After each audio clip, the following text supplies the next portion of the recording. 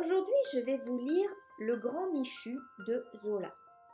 Une après-midi à la récréation de 4 heures, le Grand Michu me prit à part dans un coin de la cour. Il avait un air grave qui me frappa d'une certaine crainte, car le Grand Michu était un gaillard, au point énorme que pour rien au monde je n'aurais voulu avoir pour ennemi. Écoute, me dit-il de sa voix grasse de paysan à peine dégrossi. Écoute, veux-tu en être? Je répondis carrément oui, flatté d'être de quelque chose avec le Grand Michu. Alors il m'expliqua qu'il s'agissait d'un complot. Les confidences qu'il me fit me causèrent une sensation délicieuse que je n'ai jamais peut-être éprouvée depuis. Enfin j'entrai dans les folles aventures de la vie. J'allais avoir un secret à garder, une bataille à livrer. Et certes, l'effroi inavoué que je ressentais à l'idée de me compromettre de la sorte comptait pour une bonne moitié dans les joies cuisantes de mon nouveau rôle de complice. Aussi, pendant que le Grand Michu parlait, étais-je en admiration devant lui. Il m'initia d'un ton un peu rude, comme un conscrit dans l'énergie duquel on a une médiocre confiance. Cependant, le frémissement d'aise, l'air d'extase enthousiaste que je devais avoir en l'écoutant, finirent par lui donner une meilleure opinion de moi.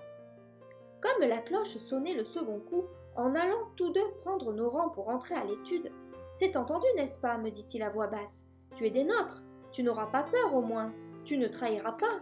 Oh non, tu verras, c'est juré. » Il me regarda de ses yeux gris bien en face avec une vraie dignité d'homme mûr et me dit encore « Autrement, tu sais, je ne te battrai pas, mais je dirai partout que tu es un traître, et personne ne te parlera plus. » Je me souviens encore du singulier effet que me produisit cette menace. Elle me donna un courage énorme. « Bast, me disais-je, ils peuvent bien me donner 2000 vers, du diable si je trahis Michu. » J'attendis avec une impatience fébrile l'heure du dîner.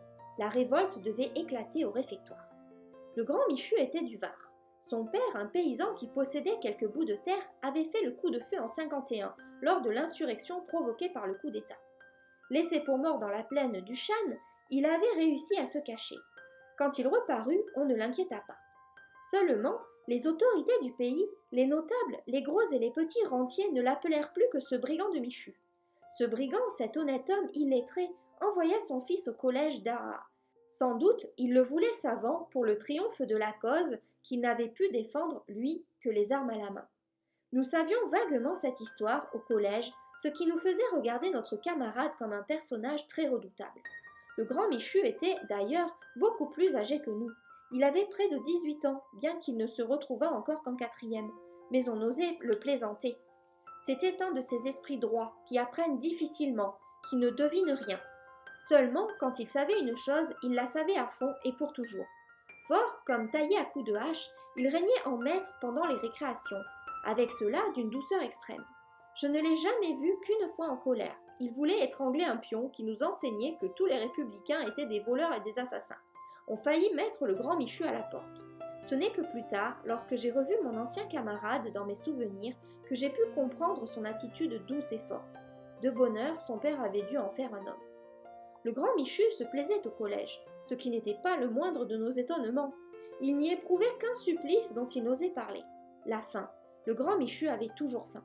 Je ne me souviens pas d'avoir vu un pareil appétit.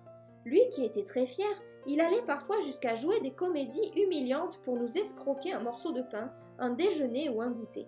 Élevé en plein air, au pied de la chaîne des morts, il souffrait encore plus cruellement que nous de la maigre cuisine du collège. C'était là un de nos grands sujets de conversation, dans la cour, le long du mur qui nous abritait de son filet d'ombre. Nous autres, nous étions des délicats. Je me rappelle surtout une certaine morue à la sauce rousse et certains haricots à la sauce blanche qui étaient devenus le sujet d'une malédiction générale. Les jours où ces plats apparaissaient, nous ne tarissions pas. Le Grand Michu, par respect humain, criait avec nous, bien qu'il eût avalé volontiers les 6 portions de sa table. Le Grand Michu ne se plaignait guère de la quantité des vivres.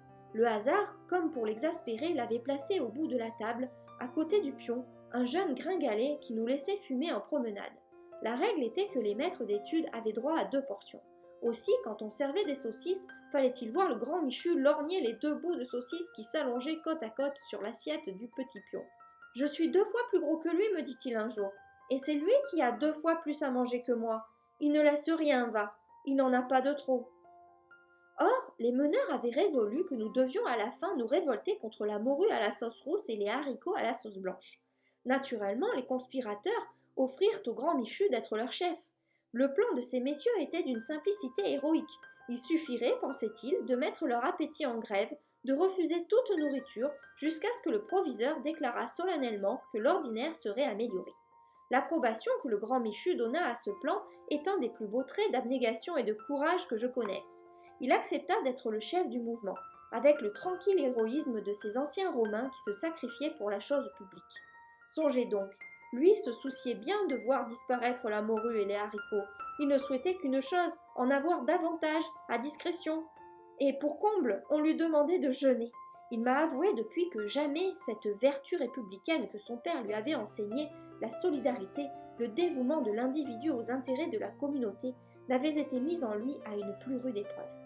Le soir au réfectoire, c'était le jour de la morue à la sauce rousse. La grève commença avec un ensemble vraiment beau. Le pain seul était permis. Les plats arrivent. Nous n'y touchons pas. Nous mangeons notre pain sec. Et cela gravement, sans causer à voix basse, comme nous en avions l'habitude. Il n'y avait que les petits qui riaient. Le grand Michu fut superbe. Il alla, ce premier soir, jusqu'à ne pas même manger de pain. Il avait mis les 2 coudes sur la table, il regardait dédaigneusement le petit pion qu'il dévorait. Cependant, le surveillant fit appeler le proviseur, qui entra dans les réfectoires comme une tempête. Il nous apostropha rudement, nous demandant ce que nous pouvions reprocher à ce dîner, auquel il goûta et qu'il déclara exquis. Alors le grand Michu se leva. « Monsieur, dit-il, c'est la morue qui est pourrie, nous ne parvenons pas à la digérer. »« Ah, bien !» cria le gringalet de pion, sans laisser au proviseur le temps de répondre. « Les autres soirs, vous avez pourtant mangé presque tout le plat à vous seul. » Le grand Michu rougit extrêmement. Ce soir-là, on nous envoya simplement coucher, en nous disant que le lendemain, nous aurions sans doute réfléchi. Le lendemain et le surlendemain, le grand Michu fut terrible. Les paroles du maître d'études l'avaient frappé au cœur. Il nous soutint. Il nous dit que nous serions des lâches si nous cédions. Maintenant, il mettait tout son orgueil à montrer que, lorsqu'il le voulait, il ne mangeait pas. Ce fut un vrai martyre. Nous autres, nous cachions tous dans nos pupitres du chocolat, des pots de confiture, jusqu'à de la charcuterie qui nous aidèrent à ne pas manger tout à fait sec le pain dont nous emplissions nos poches.